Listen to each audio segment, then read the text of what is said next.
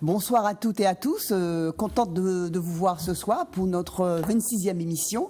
Alors au programme très riche, nous avons d'abord l'émission, la rubrique Quand et Quand, où nous allons voir comment se construisent les inégalités hommes-femmes depuis l'enfance. Ensuite, avec Droits Femmes, avec Sylvie, nous verrons pourquoi nous ne votons pas pour Marine Le Pen. Sur la rubrique Oliron Latet, nous allons causer des femmes dans le monde, de ce qui se passe. Comme d'habitude, des femmes dans le monde. Ensuite, nous avons notre rubrique Femmes en temps longtemps. Nous allons présenter Nani, une marronne de la Jamaïque, marronne de la Caraïbe. Ensuite, nous aurons la rubrique Femmes camoufroisées la Via. Et nous allons rendre hommage à Madame Raymonde Cabrimol, qui est morte il y a à peu près 3 semaines, qui a été une figure de proue des événements des grèves de février 1974. Alors, nous accueillons Dominique Birota. Merci Dominique d'être là. Bonsoir. Bonsoir. Elle intègre l'équipe de Culture Égalité. Valérie, bonsoir. Et puis bon, on ne vous présente pas on ne les présente pas. Alors voilà. Alors tout de suite, nous allons commencer avec notre rubrique Ça qui fête. Qu'est-ce que Culture Égalité a fait pendant tout ce temps depuis qu'on vous a laissé?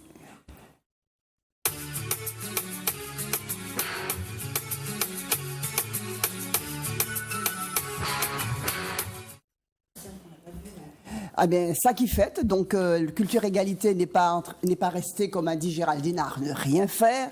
Nous avons été sur le terrain et on vous montre tout de suite la vidéo de ce que nous avons fait pendant les semaines précédentes. Claire à Marine Le Pen. La démocratie, c'est ça. C'est le pouvoir de dire non. C'est le pouvoir d'agir sur son environnement. Merci. Il est important de se mobiliser. Nous avons l'impression souvent que les gens délèguent la mobilisation aux autres associations qui sont là. Les femmes du monde entier se soulèvent. Les femmes du monde entier disent non. Et il faut aussi que les femmes de la Martinique se soulèvent et viennent, rejoignent les associations de lutte contre les discriminations envers les femmes, rejoignent les syndicats, rejoignent les associations démocratiques. Il faut que les Caraïbéens, les Caraïbéennes vivent là, maintenant, dans la solidarité, dans la sororité, dans la fraternité. Il est important qu'on se batte contre les idées de Marine Le Pen. Il faut savoir que ça n'augure rien de bon pour les femmes, rien de bon pour les immigrés qui sont ici. Et nous avons dit les Martiniquaises et les Martiniquais qui peut être sensibles à genre de discours démagogique comment Marine Le Pen Kachebe. Parce qu'elle a fait défendre les plus petits. Il a fait défendre les malheureux. Mais si nous connaissons l'histoire de l'humanité, nous bien savons que les fascistes qui passaient avant, ont développé les mêmes stratégies de faire de l'eau moussage passer pour l'être. Il faut que nous soyons rassemblés, toutes les démocrates, en pays Martinique, pour dire que non, nous ne pouvons pas accepter que Martiniquaises et Martiniquais, qui a hérité de l'histoire là, nous connaître là, eh bien, peut permettre que vous votez un monde comme ça. Eh bien, nous avons dit très clairement que parce que c'est Le Pen, parce que c'est un fasciste, parce que nous vivons l'histoire là, que nous vivons là, eh bien, nous avons dit non, faut que mettez de Le Pen terror, et ça très clair, nous. Oui, un moment extrêmement important pour cette manifestation où il y avait beaucoup d'associations. Est-ce qu'on peut ajouter quelque chose? On peut juste regretter quand même les associations étaient bien là, mais pas leurs militants, donc ça c'était un petit peu dommage. Oui, c'est vrai. Mais enfin bon, là, il y avait une énergie débordante. Je crois que ça, l'énergie des gens qui étaient là remplaçait le nombre de militants et de militantes. Alors donc nous avons aussi une manifestation sur une conférence qui s'est passée à la mairie de Fort-de-France sur les femmes rebelles et marronnes. Ce soir, nous avons un thème qui se rapporte particulièrement aux femmes, qui va clôturer ce mois de mars qui était dédié aux femmes. Mais pour nous, le 8 mars, c'est chaque jour le 8 mars. Parce qu'il faut que les femmes se battent tous les jours, pour qu'on puisse vraiment préserver nos droits.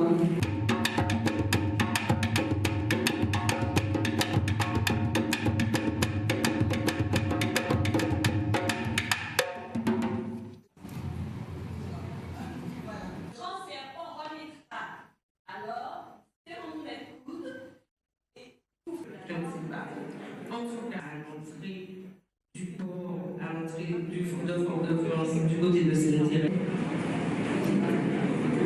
Sur les femmes pour X raisons. Et ce que vous avez... La République dominicaine, partout, nous sommes un seul peuple américain. Pour la fille, il y a peut-être 3.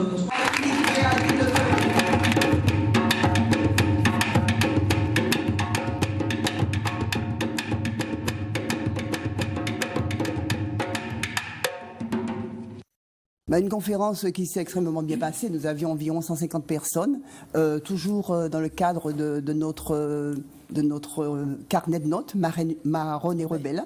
Donc, vous pouvez vous le procurer aussi. Donc voilà, nous étions très très contentes de cette conférence et les gens posaient des questions qui... nous avons noté une passion, je crois, pour l'histoire des femmes. On a l'impression que les femmes sont particulièrement intéressées par ce sujet. Alors, nous allons tout de suite passer à notre rubrique Quand et quand.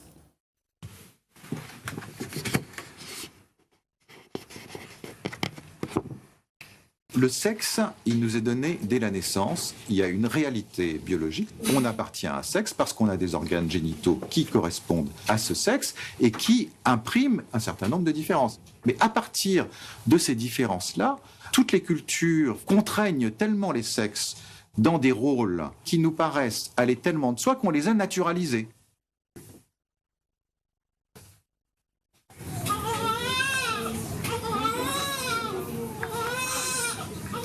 Eh bien, vous prenez un groupe d'adultes et vous leur montrez une vidéo d'un bébé de 9 mois qui est en train de pleurer.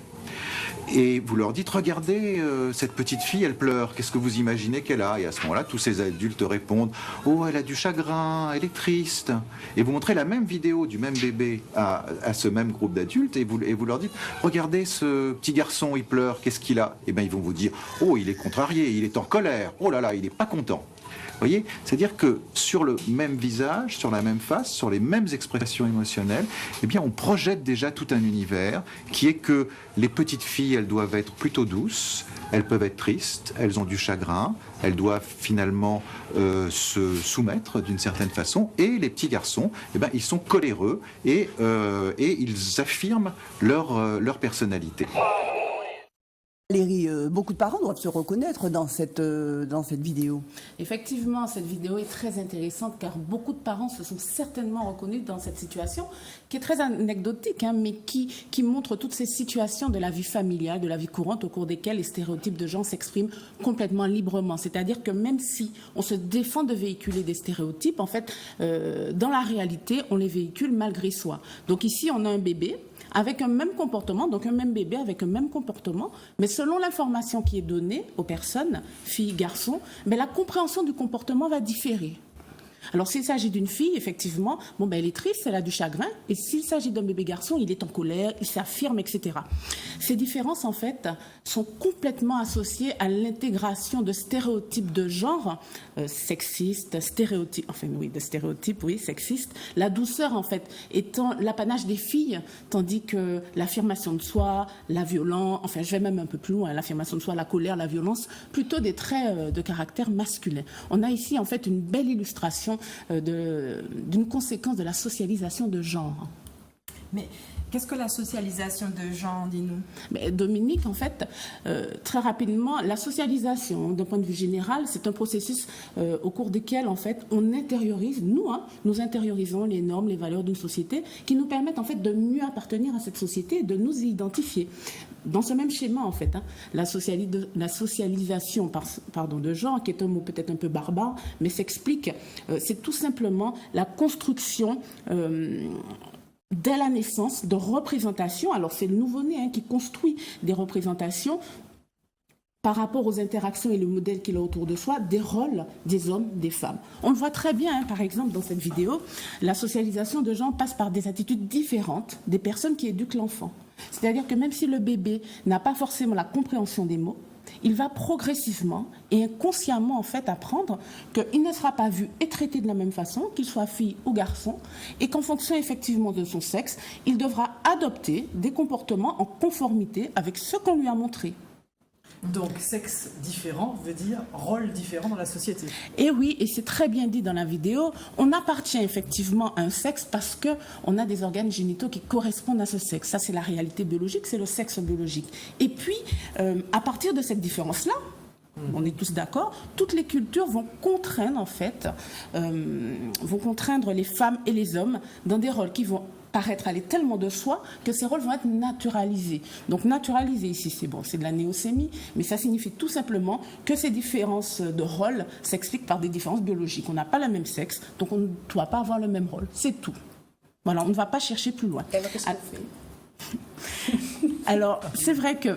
En tant que parent, comment on se comporte? Oui, alors je crois que l'exemple de la vidéo nous parle, parce que c'est vrai que c'est très anecdotique, mais ça va être par exemple la petite poupée que je vais acheter pour ma voisine, et puis le robot pour mon garçon. Ça va être aussi la couleur rose du vêtement qui sera pour ma petite fille, et puis le bleu pour mon petit garçon. Donc c'est vrai que la difficulté, en fait, c'est que dans la réalité, on transmet malgré nous, et on montre à nos enfants des stéréotypes de genre dans des petits actes de la vie courante, mais sans même s'en rendre compte. Donc je crois qu'en tant que parent, il faut dans un premier temps prendre du recul et se dire qu'on a soi-même un rapport aux gens singuliers qu'on donne à voir et qu'on montre à nos enfants.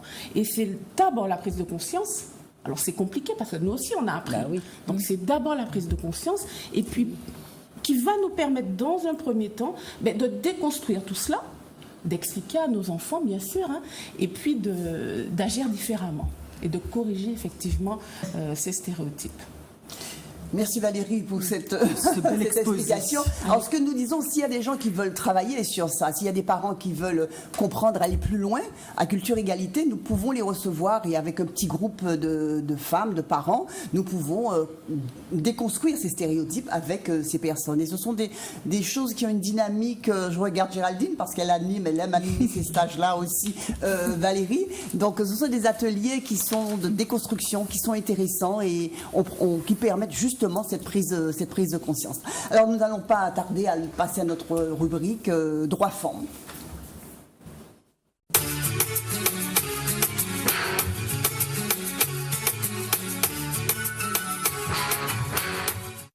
Alors, notre rubrique droit femmes, alors voilà, nous allons voir une rencontre entre une femme qui dit qu'elle va voter Marine Le Pen et l'autre qui dit pourquoi les féministes, pourquoi nous ne votons pas Marine Le Pen. Marine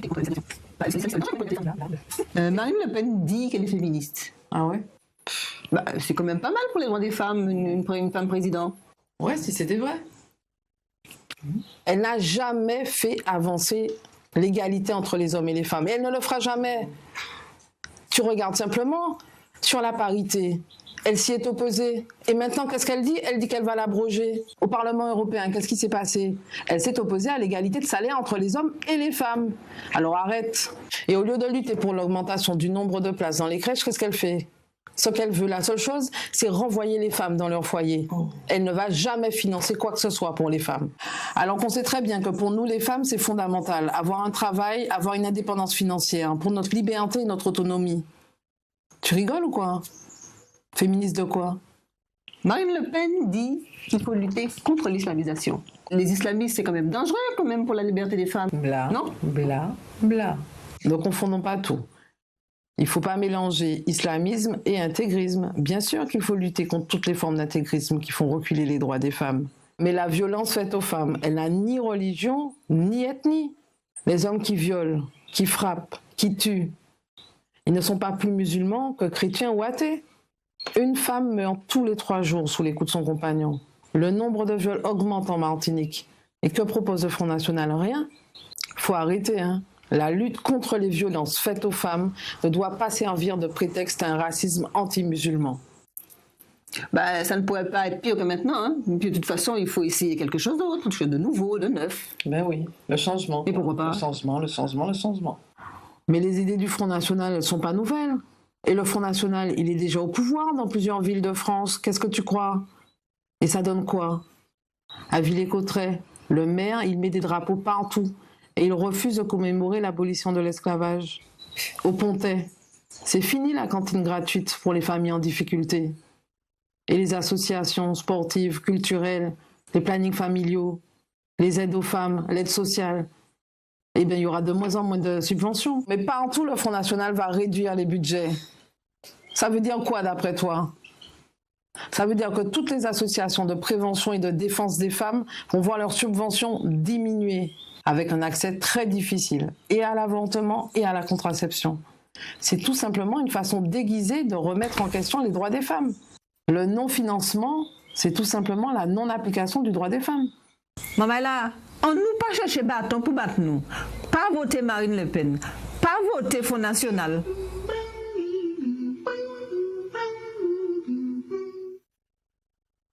Vous avez quelque chose à ajouter, ces deux dames qui ont participé activement à la campagne contre Marine Le Pen? En fait, il n'y a pas grand-chose à rajouter. Elles ont soulevé tous les problèmes. Tout ce qu'on pourrait peut-être dire, c'est que les féministes, dans les années, la deuxième moitié du XXe siècle, ont lutté essentiellement pour les droits à la contraception, le droit à l'avortement, le droit à l'autonomie en travaillant, la formation, etc. Elles luttent pour des salaires égaux avec ceux des hommes. Et aujourd'hui, Marine Le Pen, c'est justement ces droits-là qu'elle est en train de remettre en question en ne voulant plus financer, par exemple, l'avortement, ou bien tout simplement en proposant aux femmes un salaire de misère pour rester chez elles. Et puis quand elles auront fini d'éduquer leurs enfants, on ne sait pas trop ce qu'elles feront, ces pauvres femmes. Donc en fait, elles ont bien résumé les choses. Et puis bon, c'est vrai, elles ont rappelé que dans toutes les assemblées, particulièrement dans l'Europe, elles ont toujours, le Front National a toujours voté contre toutes les lois qui faisaient avancer les droits des femmes. Et en particulier, il y a un exemple que Géraldine va développer tout à l'heure, mais le Parlement européen voulait faire en sorte que les métiers dits de femmes, donc exclusivement liés aux soins de la personne, soient payés à égalité des formations, à égalité de formation en fait de ceux des hommes. Et même ça, elle n'a pas voulu. Donc, qu'est-ce qu'on peut attendre de Marine Le Pen? Elle a voté contre. Oui.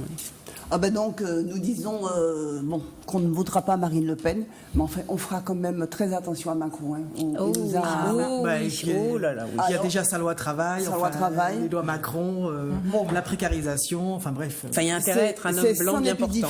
C'est sans épidifé, les affaires et surdiplômé. Dans le monde de Macron, c'est ça, être un homme blanc bien portant, parce que s'il est malade, c'est quand même un peu embêtant, et surdiplômé. Oui, puis la retraite, on l'aura à quel âge avec Macron? Oui, mais de toute façon, comme il est surdiplômé, il fait un travail pas trop fatigant. Enfin, il est prof d'université, les autres, ils n'auront pas de retraite, etc. Mais nous, les autres qui ont des travaux normaux, non. Donc la situation bien marrée, comme on dit en créole. C'est sans épidifé. Voilà. Donc merci. Et puis on remercie les copines de Marine Desroches, du groupe Marine Desroches, qui a accepté de participer à cet échange, très, très, très intéressant. Et voilà, nous allons passer tout de suite à notre rubrique Au liron la terre avec Géraldine.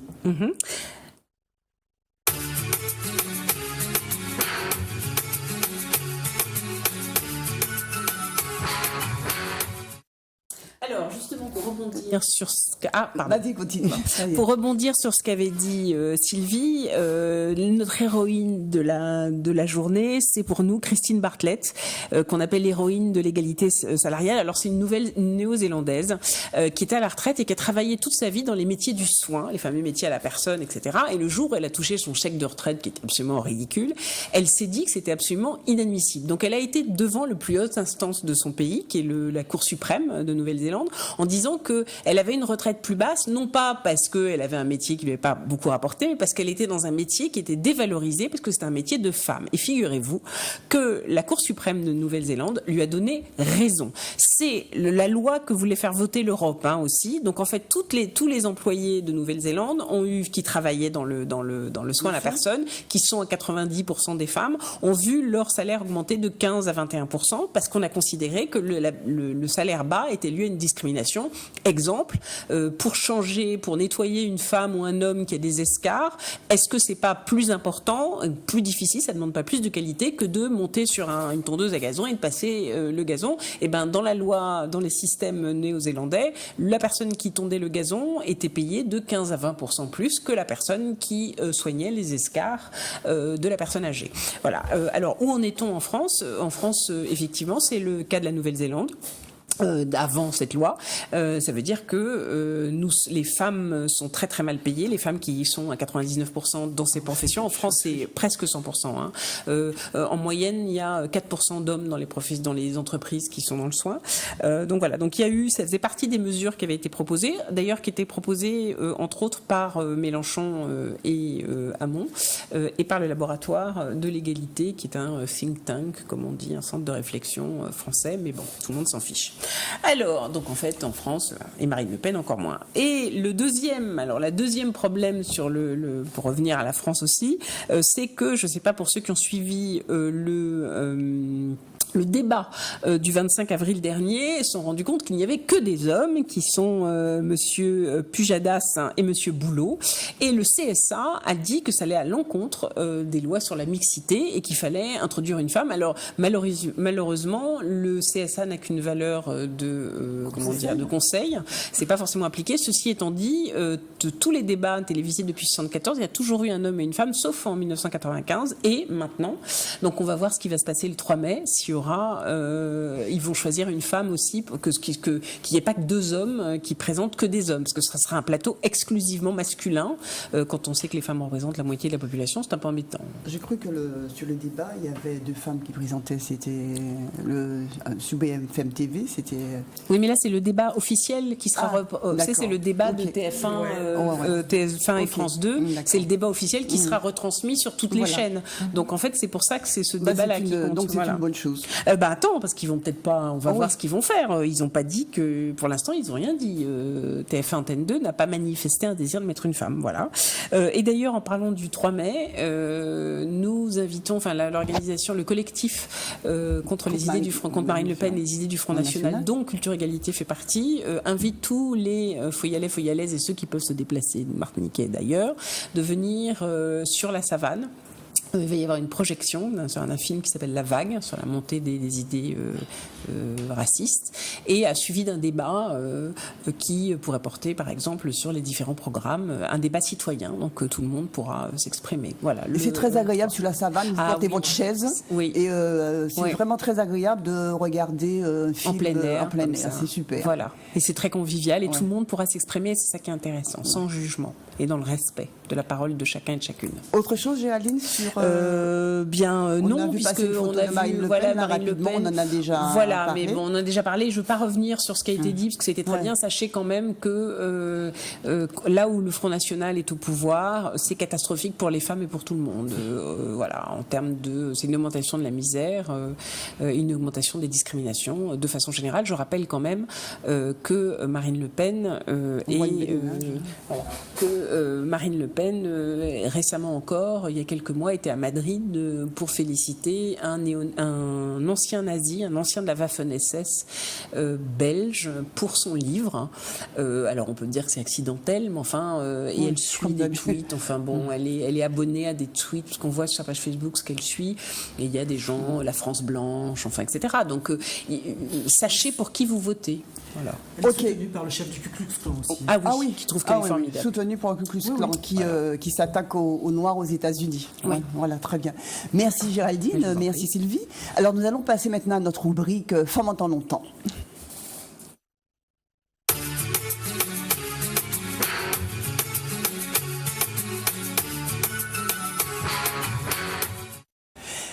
Alors, Femmes en temps longtemps, nous allons présenter notre deuxième marronne. La première, c'était Anna Kaona. Et là, maintenant, nous allons présenter Nani de la Jamaïque. Nani.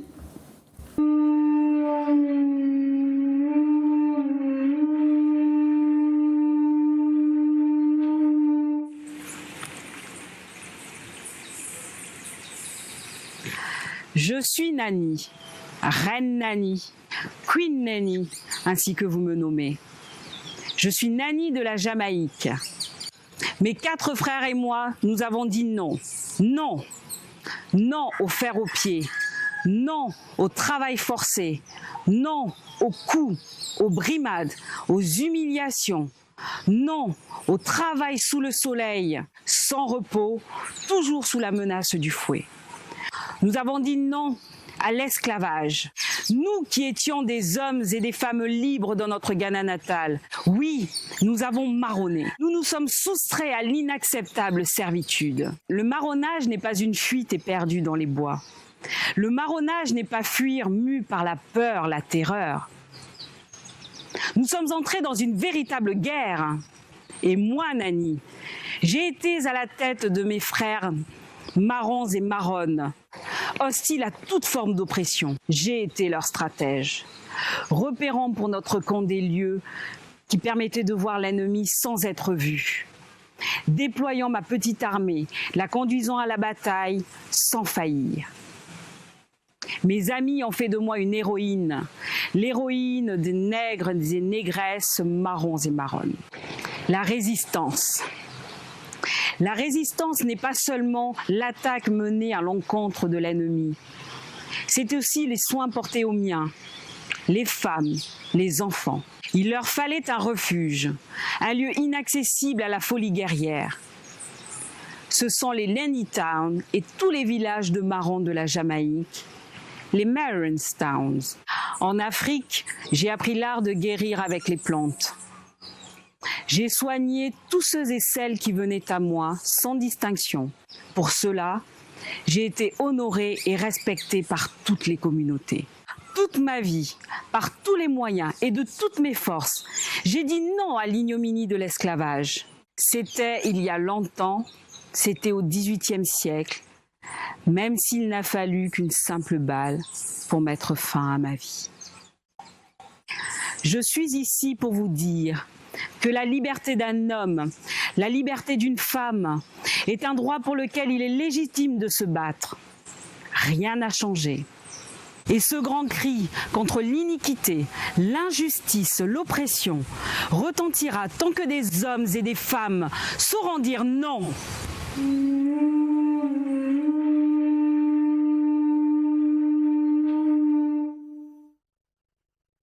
On applaudit. Alors nous voulons remercier Anne-Lise, on remercie aussi Claudia Lecurieux qui a participé à cette mise en scène et on espère bien qu'elle continuera ce travail avec nous. Et nous remercions Nadia Charlery pour cette prise d'image, ce montage extraordinaire. Et le mois prochain, nous allons présenter Flore Gaillard de Sainte-Lucie. Donc nous allons tout de suite, avec Dominique Birota, parler de la rubrique Tiffy, non pas Tiffy, Femme Cam. Je suis tellement... Elle a eu un moment de panique là. Voilà. Mon Dieu. Elle va nous parler de Madame Cabrimol qui est décédée il y a 3 semaines exactement. Le vendredi 31.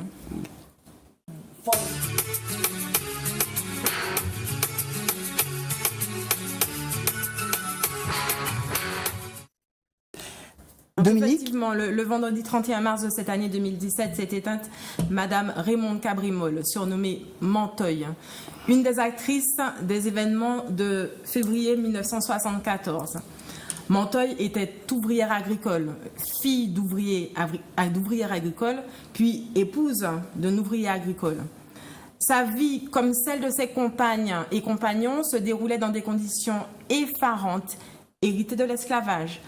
Âgée de 12 ans et malgré une santé fragile, elle était asthmatique en réalité, elle n'alla plus en classe pour travailler dans la canne et la banane. La journée de travail va de 6 heures du matin jusqu'à tard le soir. 13 heures de travail payé à la tâche, bien entendu sans heures supplémentaires, sans congés payés non plus, et sans pause pour les repas. Pas d'avantage d'installation et de protection sanitaire. Mantoy répandait des produits toxiques à main nue, ce qui a contribué à ruiner sa santé. Déjà mère de famille de 10 enfants, elle raconte qu'elle se baignait à la rivière à la fin de sa journée de travail avant de rentrer à la maison pour ne pas y apporter la mort. Et bien entendu, tout cela pour un salaire de misère, vite dévoré par la boutique. C'est contre de telles conditions de travail incroyables en cette fin de XXe siècle que vont se révolter et se mettre en grève les ouvrières et ouvriers agricoles, compagnes et compagnons de misère, de lutte de Mantoy. Elles et ils réclament 35 francs 46 pour une journée de 8 heures de travail, environ 5,40 € actuels. Les grévistes vont d'habitation en habitation discuter avec leurs camarades de misère afin de les persuader de rejoindre ce mouvement. Alors les patrons propriétaires, avec l'aide de l'État français, répondront par la répression. Au lieu dit Chalvet, à Basse-Pointe, le 14 février de l'année 1974, les grévistes sont brusquement encerclés par 200 gendarmes qui ouvrent le feu sans sommation, relayés par un hélicoptère qui bombarde les travailleurs depuis le ciel. Le bilan est lourd. Un tué, Ilimani Rénor, ouvrier agricole, père de famille très nombreuse, et puis également 5 blessés graves. 2 jours plus tard, non loin de Chalvet, on retrouvera le corps torturé et sans vie de Marie-Louise, un jeune ouvrier maçon de 19 ans. Après avoir échappé à la mort et sauvé ses compagnes et compagnons grâce à son sang-froid, grâce à son courage et à sa connaissance intime du pays, Madame Cabribol descend à Fort-de-France pour faire appel à la solidarité des Martiniquais et des Martiniquaises. Le 15 février, 4000 personnes descendent à Fort-de-France et les enterrements de Rénor et de Marie-Louise sont de grands moments où vibre l'indignation et la solidarité martiniquaise. Chaque année depuis, une marche était organisée pour commémorer ces événements. Madame Cabrimol avait l'habitude de prendre la parole pour raconter les événements avec fougue et vivacité. Langue moins libre, aimait-elle à rappeler. Elle regrettait que les victimes de Chalvet n'aient reçu jusqu'ici ni reconnaissance, ni réparation. Montoy a montré qu'une femme, même mère de famille, très nombreuse, même surexploitée, peut prendre toute sa place dans un mouvement social. Désormais, sa voix ne retentira plus que dans nos mémoires et dans nos cœurs. Elle mérite bien d'être proposée en exemple à la jeunesse de notre pays, de figurer dans notre panthéon à nous, parmi nos rebelles et nos marronnes, celles qui ont fait notre Caraïbe, notre Amérique. Merci Dominique. On sait que c'était la première fois, mais c'était très bien. Brillant. Merci beaucoup. Merci. Et on remercie aussi Huguette Bellemare qui n'est pas là aujourd'hui et qui a participé à la rédaction de ce texte. Oui, c'était des grèves très très très dures. Ces grèves de février 74, beaucoup s'en souviennent. Les gens, je m'en souviens avec émotion. Je revenais des études, jeune étudiante en Martinique. C'était la mobilisation lycéenne était extraordinaire, la mobilisation étudiante extraordinaire, et ce serait bien que les étudiants qu'ils se réveillent, que les lycéens se réveillent un peu, parce que les jours qui viennent, je sais pas, on en aura certainement besoin. D'ailleurs, c'est pour ça que le 1er mai, on va les appeler aussi à se mobiliser. Merci Dominique. Alors bon. Donc nous avons terminé les grandes rubriques de notre émission, mais nous avons des projets pour les choses arrivent. Sylvie, pour le 1er mai, nous... Alors déjà pour le 1er mai, évidemment, on donnerait rendez-vous à toutes les femmes qui veulent bien nous rejoindre à la Maison des syndicats. Donc on a notre belle affiche. On a préparé nos slogans, nos pancartes, etc. Donc toute si forme vous pouvez en rajouter, vous en rajoutez. Exactement. Et puis on souhaiterait que vous soyez nombreuses à venir chanter avec nous, l'Internationale des femmes en particulier, parce que c'est vraiment notre cœur, et qu'on est vraiment dans une situation politique tellement difficile qui annonce probablement une catastrophe, et qu'il faut quand même s'apprêter à descendre encore davantage dans la rue. Donc, tu voulais ajouter quelque chose? Non, je disais que moi qui suis pas une chanteuse émérite, c'est quand même un chant qui vous porte, donc de toute façon ça vous fera du bien. Venez nous rejoindre. Voilà. Même 1 heure, parce que oui, ça va se passer entre 9 et 10 heures. Et puis je crois que le fait les femmes ne doivent pas rester isolées. On a besoin de se solidariser, on a besoin d'être ensemble, et chanter, ça nous donne de l'énergie, ça nous donne du ballon, comme on dit, et on en a grand besoin. Alors, il y a cette manifestation le 1er mai, donc on vous donne rendez-vous à 9h à la Maison des syndicats. Et puis nous avons aussi pour on a ce rendez-vous le 3 mai, le 3 sur la Savane. Et nous avons aussi un rendez-vous le 17 mai pour la journée de lutte contre l'homophobie. Et il y a 2 séances de films, 2 projections de films. Donc on va c'est le 17 et le 18 avec le Cap Caraïbes. Il y a plein d'associations qui participent à cette journée contre l'homophobie, c'est-à-dire résister. Qui est une discrimination. Qui est une discrimination et le rejet de l'autre, parce que l'orientation sexuelle est différente. Donc il faut aussi que nous puissions dire non et que le respect des droits humains, le respect de la personne, la liberté des gens prime sur tout. Et c'est ça c'est important. Donc venez à ces projections de films. Et puis aussi le 19 mai, nous aurons une conférence qui n'a pas encore été vraiment confirmée. Je pense qu'elle sera confirmée à Saint-Pierre. Sur les rebelles et marronnes, nous aurons nos rebelles et les marronnes qui sont, alors c'est notre rebelle marronne Solitude, et puis c'est la voix des femmes esclaves de la Martinique. Donc le 19 mai, le vendredi 19 mai à la mairie de Saint-Pierre à 18h. Et le samedi, le lendemain, nous vous invitons à la librairie Alexandre, nous serons là pour vous présenter notre livre et on va certainement notre carnet de notes et on va certainement demander à des marronnes de venir dire des textes. Ce sera certainement à 10h. Donc on va vous confirmer ceci, 10h le 20 à la librairie Alexandre. Rendez-vous sur notre site, sur notre page Facebook. Sur notre page Facebook et bientôt notre site. Mais enfin bientôt il est presque prêt, magnifique site. Donc voilà. Alors nous avons, est-ce que vous aurez, Dominique, tu as envie de dire quelque chose avant la fin de l'émission? Non, pas particulièrement. Elle est encore sur l'émotion. Voilà. Je serai peut-être un peu plus parlante dans une prochaine émission.